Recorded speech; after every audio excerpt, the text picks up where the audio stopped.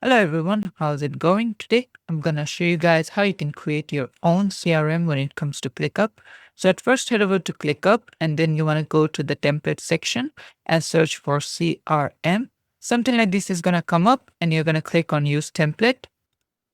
After that, you're going to put it into a folder that you want. And then what is the location? You want to import everything or customize things like that, but just keep it as it is and click on use template. And then the next step would be to go inside the CRM folder. As you can see, you'll be able to check all of your things. And if you want to customize anything, then you can just click on these three dots, click on manage statuses, and you'd be able to do a lot of things like, make custom tables or put the name, coloring, lost, won, things like that. And always remember to save. And this is how you can do it. Thanks for watching. Please leave a like and subscribe for more tutorials like this. And I'll see you guys in the next one.